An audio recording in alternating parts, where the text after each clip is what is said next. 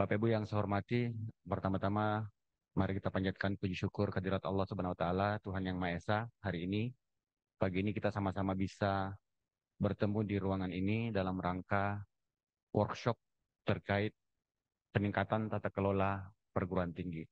Kenapa kegiatan ini penting untuk kita lakukan? Yang pertama, Bapak Ibu, kegiatan ini merupakan rangkaian dari kegiatan Rakorwil LLDikti Wilayah 16 yang puncaknya nanti akan kita selenggarakan tanggal 11 sampai 13 Oktober 2023 di Gorontalo. Namun karena waktu yang terbatas, maka beberapa materi kita laksanakan lebih awal. Jadi materi tata kelola yang hari ini kita akan bahas adalah rangkaian dari kegiatan Rakorwil. Saya berharap Bapak Ibu semua nanti juga datang ya ke Gorontalo pada tanggal 11 sampai 13 untuk puncak kegiatan Rakorwil kita. Yang kedua Bapak Ibu, di tahun ini beberapa bulan lalu Kementerian Pendidikan dan Kebudayaan kembali mencabut dua izin penyelenggaraan perguruan tinggi yang ada di wilayah 16, khususnya di Provinsi Sulut. Jadi sudah sejak 2018, 5 tahun terakhir ini, ada 5 perguruan tinggi yang dicabut izinnya, mulai dari Setie Budi Utomo, Stikom Manado, Stimik Matuari, dan kemarin ada 2 lagi yang kita cabut izinnya adalah Setie Swadaya dan Stesip Swadaya. Nah tentu saja harapan kami dengan kegiatan ini, Bapak Ibu kemudian bisa memahami aturan main ya, penyelenggaraan pendidikan tinggi yang baik sesuai dengan prinsip-prinsip good university governance agar kemudian Bapak Ibu tetap berada di rel yang benar dan kemudian tidak melakukan pelanggaran-pelanggaran.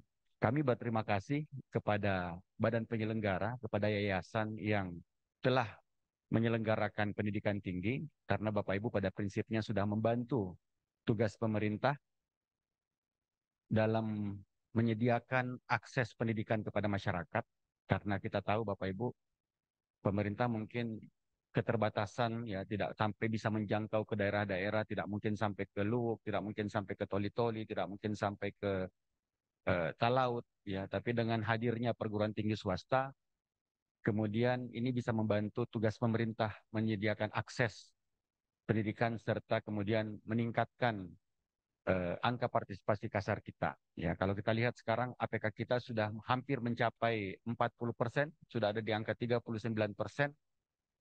Namun kalau kita lihat kapasitas yang bisa ditampung perguruan tinggi negeri itu hanya 12%. Jadi sisanya hampir 26% itu dibantu oleh perguruan tinggi swasta.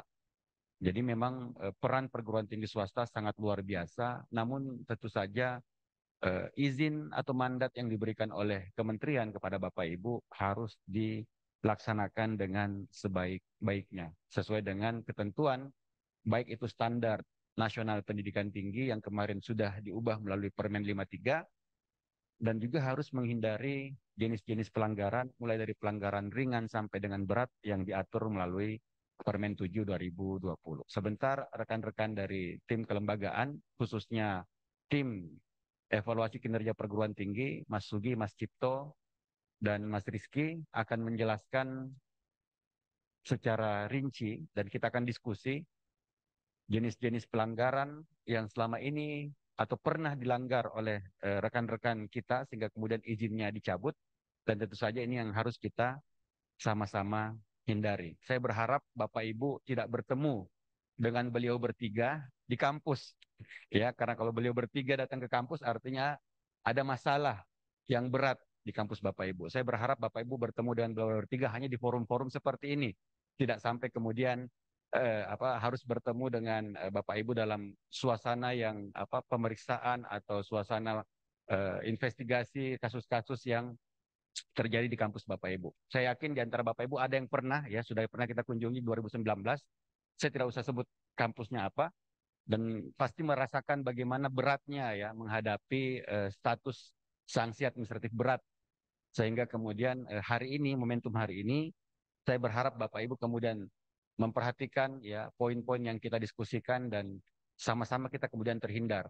Saya berharap eh, dua PTS yang dicabut izinnya pada bulan Mei lalu adalah PTS yang terakhir yang ditutup karena melakukan pelanggaran berat seperti itu.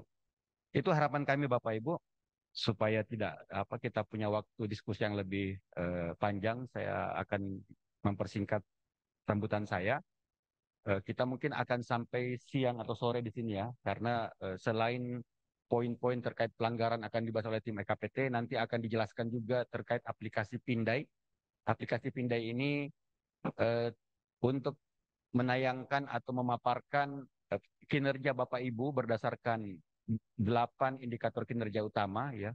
Nanti mungkin Mas Rudi akan menjelaskan dan akan ada penjelasan terkait aplikasi Sidali, Sistem Informasi Pengendalian Kelembagaan Perguruan Tinggi.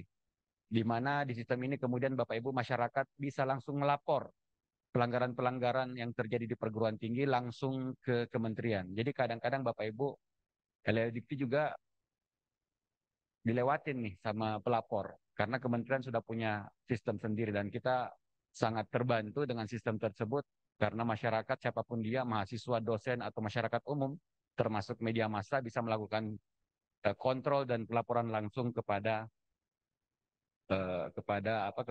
perguruan tinggi kita.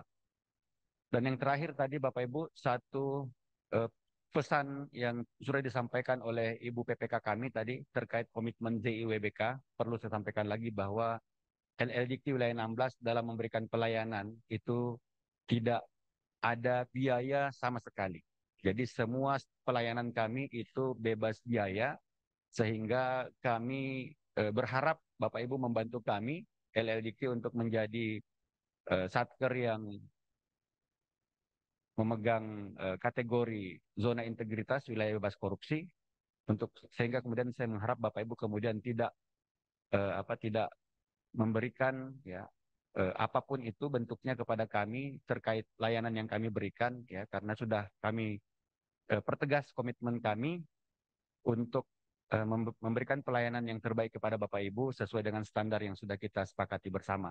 Dan apabila ada pegawai atau oknum di LLDikti wilayah 16 yang kemudian masih meminta masih apa meminta-minta imbalan atau mungkin sesuatu kepada Bapak Ibu, kami mohon untuk tidak segan-segan menyampaikan kepada kami ya supaya kami berikan tindakan karena hal tersebut tentu saja sudah melanggar kode etik yang kami tetapkan di internal LLDikti wilayah 16. Saya rasa itu Bapak Ibu dengan mengucapkan basmalah Bismillahirrahmanirrahim kegiatan workshop peningkatan tata kelola bagi PTS di lingkungan LLDikti wilayah 16 secara resmi kami buka. Sekali lagi kami ucapkan terima kasih kepada Bapak Ibu khususnya yang sudah jauh-jauh datang ya dari berbagai pelosok dari Palu, ada saya dari Palu, dari Pulau Tahuna, dari Luwuk, Toli-Toli, nah, dari Kota Mobagu, dari Gorontalo, ini luar biasa. Jadi pesertanya Mas Dedi bukan cuma PTS Manado, PTS Sulut saja, tapi dari seluruh eh, 3 provinsi yang kita undang. Dan terima kasih kepada BPMT Sulut ya yang telah menyediakan ruangan yang luar biasa. Mari kita doakan Bapak Ibu LLDT juga nanti suatu saat punya kantor sendiri dan punya ruangan yang representatif seperti ini karena sampai sekarang ya kita ibaratnya masih numpang-numpang nih di Palu, di Gorontalo, di Manado kalau bikin kegiatan mau tidak mau mesti kerjasama dengan lembaga lain. Demikian Bapak Ibu ya kita akan fokus ke diskusi kita. Sebentar sholat Jumat, nggak usah pusing-pusing di seberang ada masjid. Sama-sama kita akan sholat Jumat di situ dan kembali ke ruangan ini sampai sampai tuntas diskusi kita. Insya Allah kita upayakan selesai paling lambat pukul 16 ya sore ini. Terima kasih atas perhatian Bapak Ibu. Semoga Tuhan memberkati kita semua. Assalamualaikum warahmatullahi wabarakatuh.